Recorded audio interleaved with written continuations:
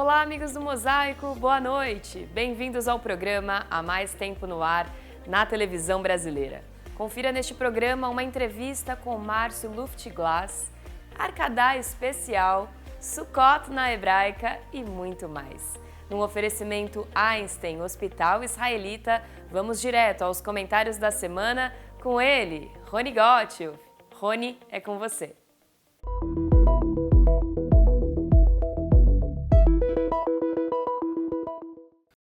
Há 2 semanas eu disse aqui que gostaria de queimar a boca com a minha afirmação de que cessar fogo e acordo de paz eram 2 coisas diferentes e que eu não acreditava em acordo de paz. Pois bem, por razões que não estão claras, o Hamas concordou em devolver os 20 e poucos reféns que restavam em troca de 2.000 terroristas, 250 dos quais condenados à prisão perpétua por crimes que eu não preciso enumerar. Bárbaro. Os terroristas não têm mais nada para negociar. Menos bárbaro. Como eu temia, o cessar-fogo, rebatizado de acordo de paz, não tem nem paz, nem acordo, muito menos cessar-fogo. Pelo contrário, há 2 israelenses, soldados, mortos por franco-atiradores que o Hamas diz não controlar. Ha, ha, ha, ha, ha. Há dezenas de civis palestinos sendo fuzilados à luz do dia por suspeita de não gostarem do Hamas, o que na linguagem de hoje é traduzido por espionagem a favor do inimigo sionista. E principalmente há declarações dos líderes terroristas dizendo que entregar suas armas está completamente fora de cogitação.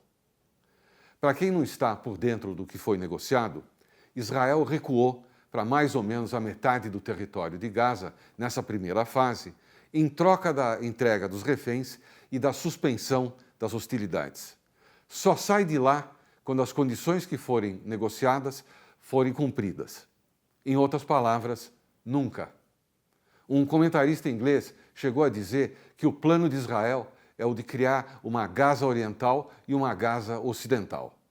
A Gaza Ocidental vai receber investimentos dos países árabes que não são inimigos de Israel e será administrada por palestinos interessados em andar para frente, gerar riqueza, mandar as crianças para boas escolas e assim por diante. O outro lado vai ficar na mão do Hamas e os palestinos de lá que resolvam o que querem fazer de suas vidas regadas a ódio por dezenas de anos. Enquanto isso, 3 professores ganharam o Prêmio Nobel de Economia. 2 deles são judeus. O americano-israelense Joel Mokir, professor de Economia e História da Economia nos Estados Unidos, e o francês Philippe Aghion, professor de Economia no INSEAD, na Suíça. Como diz um amigo meu, esses caras do Prêmio Nobel premiam judeus e isso só aumenta o antissemitismo. É triste, mas é verdade. Confira agora um Arcadá especial celebrando a volta dos reféns para casa.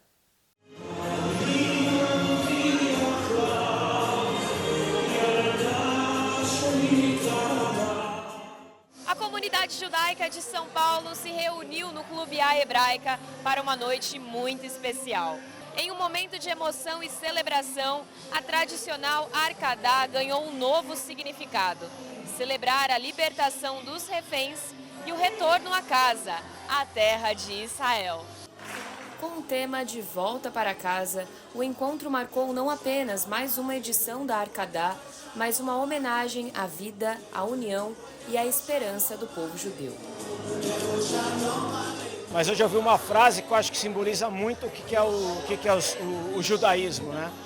Nós somos tão poucos, mas a nossa família é gigante. Então é isso, acontece lá, acontece aqui, é a nossa família que está sofrendo, é a nossa família que está feliz. Espero que seja a última tristeza que a gente teve dos últimos anos e daqui para frente também, que a gente possa viver em paz com nossos vizinhos e, se Deus quiser, ter um futuro saudável e feliz para todo mundo. O evento, realizado no espaço Mitzpeh, na Hebraica, trouxe o sentimento de alívio e gratidão que se espalha por comunidades judaicas em todo o mundo. Espírito nosso é muito além do universo. Israel é muito além, é muito contente, é muito feliz. Estou muito curioso de fazer essa parte também. Hoje a gente fez um convite para todos os associados de Hebraica se juntarem às nossas rodas de dança para celebrar esse momento com plenitude. Então, é um evento aberto para que todo mundo possa vir e dançar e colocar para fora isso que está sentindo, assim, de finalmente. A libertação dos reféns representa um novo capítulo da história israelense. Um momento de reencontro, reconstrução e fé renovada. Estão todos em Israel com as suas famílias depois de 2 anos assim muito difíceis.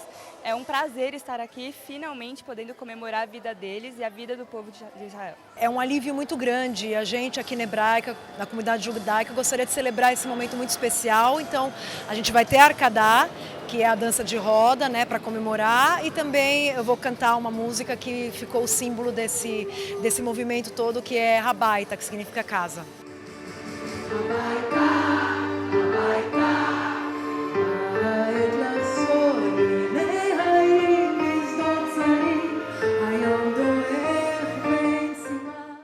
Como disse o primeiro-ministro, um novo capítulo se inicia para o povo de Israel. Que tenhamos esperança, amor e finalmente paz.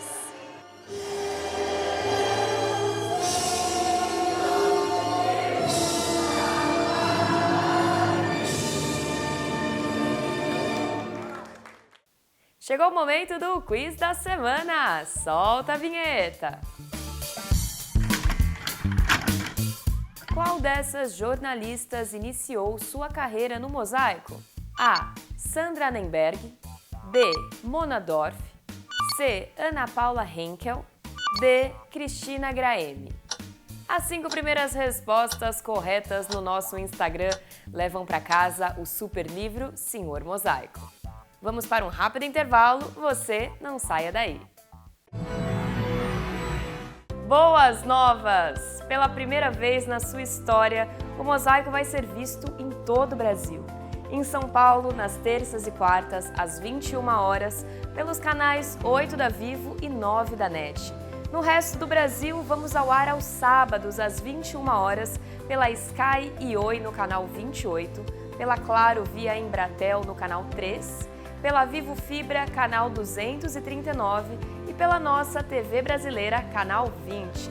Outra novidade é o WhatsApp Judaico. Ele consolida o que de mais importante ocorre no noticiário mundial de interesse da nossa comunidade. Entre gratuitamente através do link na bio do nosso Instagram.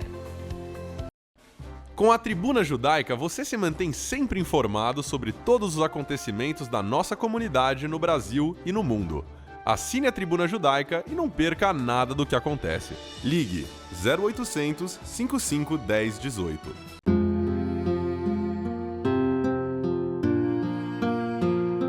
O judaísmo tem regras e costumes para se despedir de um ente querido. E para cumpri-los, contamos com profissionais e voluntários.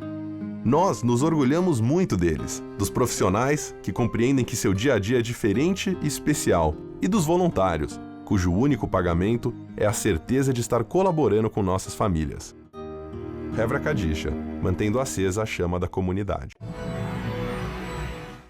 Confira a entrevista com Márcio Luftglass, autor do livro A Incomum História de um Homem Comum. Amigos do Mosaico, nós vamos hoje conversar sobre um livro. Um livro, ninguém mais lê livros.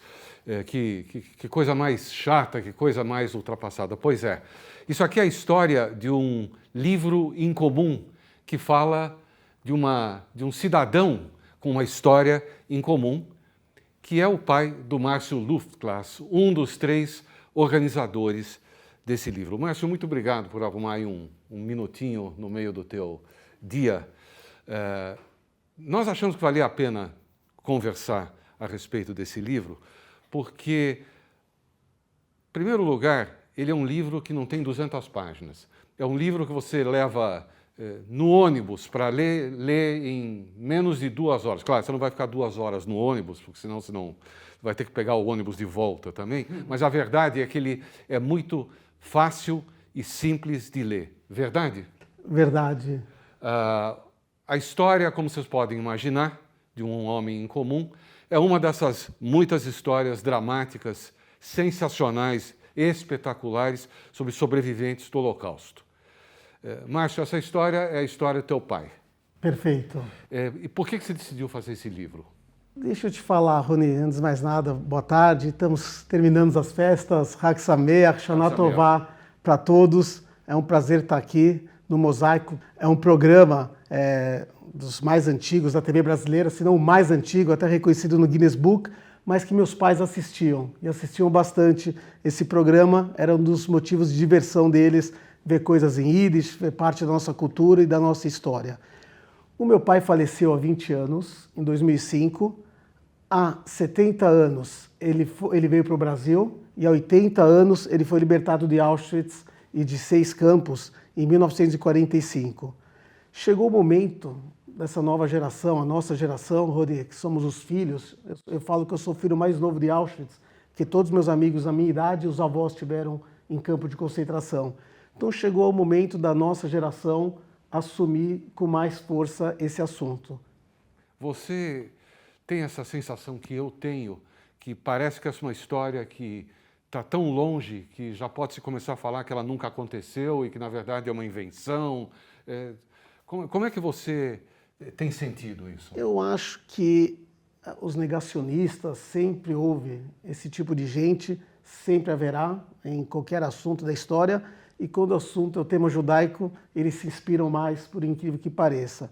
Hoje, mais do que nunca, embora a gente está num momento de comemoração com a volta dos reféns, essa história de negação, quando os judeus fazem parte, no news, no Jews, no news, é cada vez mais marcante. Muitas pessoas não conhecem, mais do que negar, é não conhecer. A ideia do livro é mostrar de maneira simples, se possível dizer, de maneira agradável, a história dele, mas é uma história que se repete no mínimo 6 milhões de vezes. Como eu gosto de falar e está no meu prefácio, o Holocausto não é uma história de 6 milhões de vítimas. O Holocausto são 6 milhões de histórias individuais. Por isso eu quis fazer essa homenagem ao meu pai, aos meus avós, aos meus tios que eu não conheci, e quem sabe servir de inspiração para você, para ela. A grande questão, esse livro não é um livro sobre a guerra, esse é um livro sobre um migrante. Uma parte fala da guerra, uma parte fala da guerra de independência de Israel, mas a maior parte é a luta e a alegria de escolher o Brasil como um país para reconstruir a família.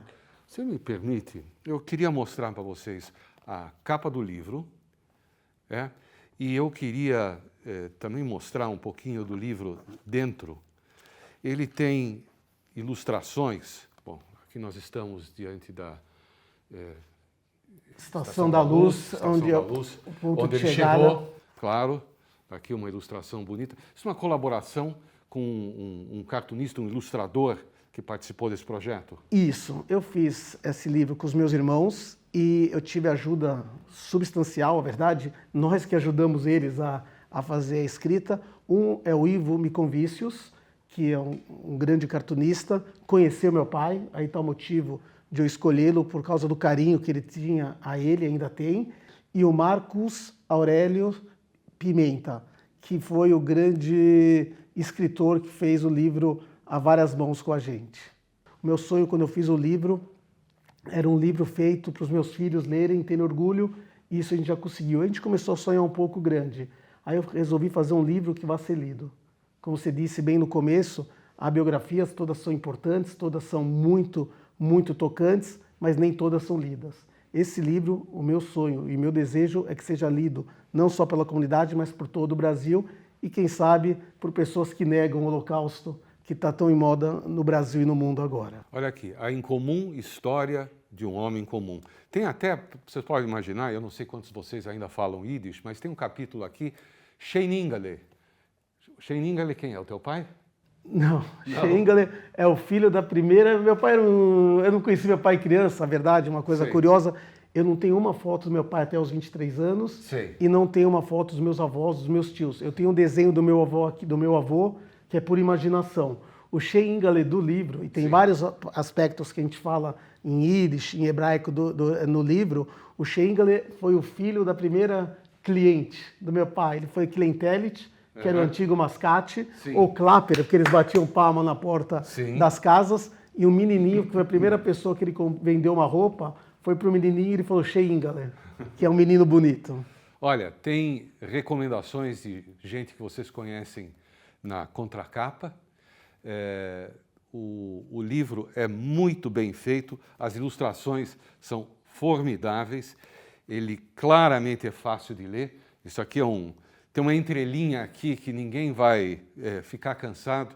E eu posso dizer o seguinte, vocês vão mudar de ideia sobre o que é um relato de um sobrevivente, mesmo que não seja ele que fez, mas visto pelos seus descendentes, um relato de um sobrevivente do Holocausto. Se eu puder também, eu queria, logo no prefácio, eu faço uma brahá, uma reza em homenagem ao momento, em homenagem a isso. Se eu puder repetir o que está no prefácio, você permite? Eu vou até colocar aqui, que está logo aqui. Baruch atah Adonai Eloheinu melech haolam, shehereianu vekimanu veigianu laizman hazeh. Bendito sejas tu, ó Eterno, nosso Deus, Rei do Universo, que nos conservaste em vida, nos amparaste e nos fizeste chegar a este momento. Bárbaro. Márcio, muito obrigado pela visita, muito obrigado pela oportunidade de ter um primeiro contato em comum com a história de você disse que é um homem comum, eu acho que ele não era tão comum assim, e eu recomendo a vocês que vocês vão atrás do livro. Deixa eu mostrar ele mais uma vez. Está aqui. O Mosaico volta já já. No Safra, nós aprendemos de geração em geração que um banco se constrói como um barco, sólido, para enfrentar com segurança qualquer tempestade. Essa é a nossa essência. Assim é o nosso barco. Estamos há mais de 180 anos navegando por todos os tipos de mares e tormentas do mercado financeiro. Se você quer um banco para cuidar do seu patrimônio, procure o Barco e o Banco dos Especialistas. Quem sabe, Safra. Controlando a minha maluquez, misturada com minha lucidez, vou ficar com certeza, maluco, beleza, eu vou ficar com certeza, maluco, beleza. Suzano, uma startup de 100 anos. Anuncie na revista mais lida da comunidade. Revista A Hebraica. Ligue 3815-9159.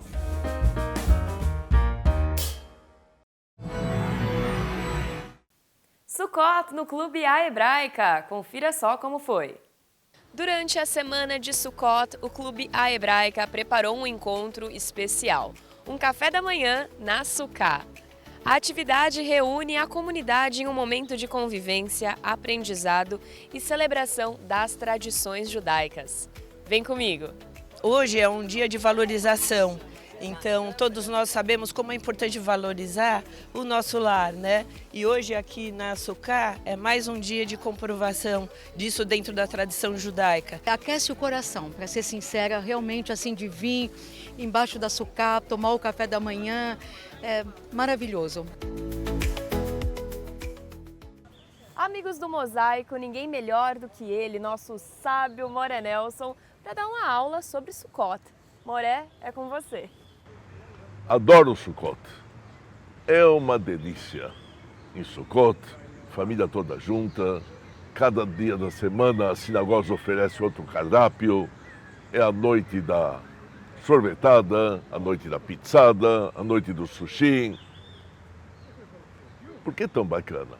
Bem, tivemos agora Rosh Hashanah e Yom Kippur, festas austeras, elevação espiritual, muita elevação. Mas para uma criança de 9, 10, 11 anos, é muita reza. Muita reza, eu não entendo as palavras, são difíceis. Atração? O toque do shofar. Vamos ver quanto tempo ele toca. Sukkot não. Eu vou construir, eu vou fazer minha sukkah, minha cabana, eu vou enfeitar, eu vou pegar ramos de árvore, galhos, eu vou pegar folhagens, vou fazer tudo isso. Isso tem uma razão de ser. A Torá diz, Lembre-se de quando vocês passearam pelo deserto. Sim, andaram muito, 40 anos, todos juntos, famílias juntas, e no deserto todos tinham habitação igual, simples, eram tendas, na verdade, barracas. Não, chegando em Israel, você já vai construir suas casas. Sim, mas por que Sukkot tem que ser justamente agora?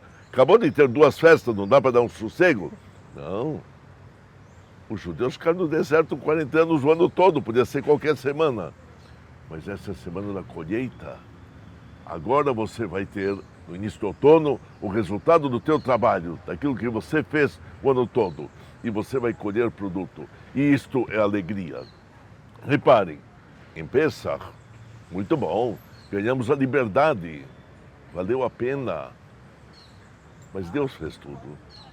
Em Shavuot, ganhamos 10 mandamentos, ótimo, leis, mas Deus fez tudo. Em Sukkot, nós vemos o resultado do nosso produto. É o agricultor que trabalhou e agora ele colhe. Por isso a gente diz, Zman Simchatenu, época da nossa verdadeira alegria. E também a Torá manda lembrar 4 espécies vegetais curiosas. A primeira, o etrog, essa é uma fruta cítrica da família do limão. Ele tem cheiro de limão e gosto muito, muito forte. E uma pontinha aqui, característica, chamada pitam. Ela tem cheiro e tem gosto. E depois nós temos mais 3 espécies vegetais. Aqui nós temos o lulav, o ramo de tamareira. A tamara é deliciosa. Fazer doce de tâmara, que delícia. Ela tem gosto, mas não tem cheiro. Depois nós temos o hadás. Hadás é o mirto. Mirto é uma plantinha que tem um perfume maravilhoso. Você pega uma folhinha só, esfrega e cheira muito agradável, muito agradável. Nossa, muito. Cheiro, mas não tem gosto nenhum, gosto de mato. E finalmente aravá. Aravá é o salgueiro. A gente chama aqui de chorão, porque ele cresce na beira dos lagos, rios. Chorão. Não tem nem gosto, nem cheiro. Isto tem um significado para as pessoas. Tem pessoas que têm aspectos exteriores, é o cheiro, e aspectos interiores, é o gosto. A pessoa que é gentil, dedicada, solícita, a pessoa que tem bom coração, bons desígnios, valores e princípios, é o exterior, o interior. Mas nem todos são iguais. Tem pessoas que só têm valores por fora, tem pessoas que só têm valores por dentro. E é por isso que nós pegamos essas espécies juntas e sacudimos para frente, para trás, para cima, para baixo, para direita, para esquerda. Povo judeu, você é formado de pessoas sábias e ignorantes, pessoas solícitas e pessoas ingratas, pessoas que ensinam e pessoas que não querem saber. Mas somos um povo, temos que saber ajudar uns aos outros. Ok, Hag Sameach e Shalom Ubracha. Clube A Hebraica, sempre valorizando a cultura e fortalecendo os laços da comunidade judaica. É hora de descobrir a resposta do quiz. A alternativa correta é a opção B. Mona Dorf é uma jornalista paulista que iniciou sua trajetória no programa Mosaico na TV. Sua participação no Mosaico ajudou a consolidar sua experiência como repórter e apresentadora, abrindo caminho para uma carreira de destaque na cobertura cultural e literária. E aí, acertou? A nossa produção vai entrar em contato com os 5 primeiros que nos enviaram a resposta correta via inbox. Você começou a sua carreira de jornalista no Mosaico, Mona? Exatamente, Rony. Eu devo isso, de uma certa forma, ao Mosaico. Eu tenho muito carinho por esse programa, pelo seu pai, pela sua família, por conta disso. Por quê? Eu estudava na Casper Libero, faculdade de jornalismo, que fica lá na TV Gazeta, no prédio da Gazeta. E eu comecei a fazer um estágio como jornalista lá na redação. E aí acho que seu pai, que gravava o programa lá, viu pelo switcher que eu tinha jeito, que eu levava jeito para coisa. Chegou o momento do Pinata Música da Semana.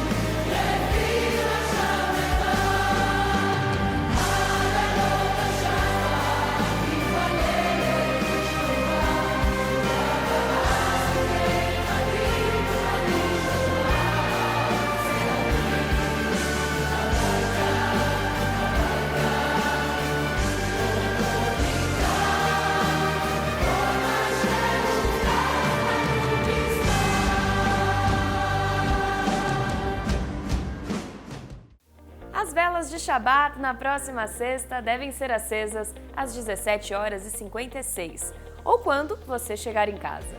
O Kabbalat Shabat da Betel, Rua Caçapava 105, acontece de forma virtual e presencial, mediante a inscrição. Cuidem-se, até o próximo programa. Shalom, Mosaico!